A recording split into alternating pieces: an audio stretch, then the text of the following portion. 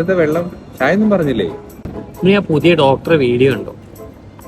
അയാൾ പറഞ്ഞെന്താ വെച്ചാല് പാല് കുടിച്ചു കഴിഞ്ഞാൽ ക്യാൻസർ വരുന്നു. ഞാൻ അതോടുകൂടി ചായ നിർത്തി. ഒരു സാധനം കഴിക്കാറില്ല, വെള്ളം വാങ്ങിച്ചാൽ മതി. ഇപ്പോഴാണ് ചൂട് ഏറ്റവും ബെസ്റ്റ് ഇതാണ്.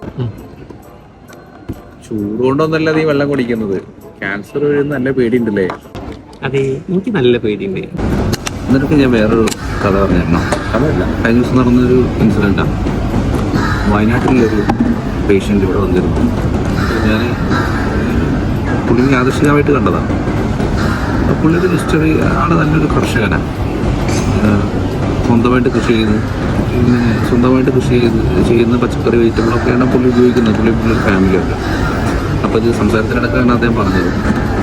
പിന്നെ ഈ മത്സ്യം, മാംസം അങ്ങനത്തെ കാര്യങ്ങളൊന്നും പുള്ളി കഴിക്കുന്നില്ല. പക്ഷേ പുള്ളി സംസാരത്തിനിടയ്ക്ക് എന്നോട് ചോദിച്ചു, ഞാൻ ഇത്രയും ശ്രദ്ധിച്ചിട്ട്, അതായത് ഭക്ഷണം ഹോട്ടലിൽ കഴിക്കുന്നില്ല, പിന്നെ മത്സ്യം, മാംസമൊന്നും കഴിക്കുന്നില്ല, പുള്ളിയുടെ പറമ്പിൽ തന്നെ കൃഷി ചെയ്തിട്ടുള്ള വെജിറ്റബിളാണ് ഉപയോഗിക്കുന്നത് വർഷങ്ങളായിട്ട്, എന്നിട്ടും എനിക്ക് എന്തുകൊണ്ട് ക്യാൻസർ വന്നത് പുള്ളി ചോദിച്ചു. അപ്പോൾ അത് വലിയൊരു ചോദ്യമാണ്. കാരണം അത്രയും ഭക്ഷണം ശ്രദ്ധിച്ചിട്ട് പുള്ളിക്ക് ക്യാൻസർ വന്നു. അപ്പോൾ ഈ ഭക്ഷണം നമ്മൾ ഇപ്പോൾ പാലാണെങ്കിലും ഭക്ഷണമാണെങ്കിലും ഒക്കെ ശ്രദ്ധിച്ചു എന്നതുകൊണ്ട് ക്യാൻസർ വരാതിരിക്കാൻ ചാൻസ് ഇല്ല, അല്ലെങ്കിൽ ഭക്ഷണം കഴിച്ചുകൊണ്ട് ക്യാൻസർ വരാനും ചാൻസ് ഇല്ല. അതിനൊരു സയൻറ്റിഫിക്കലി ഒരു കാരണം ഉണ്ടാവും.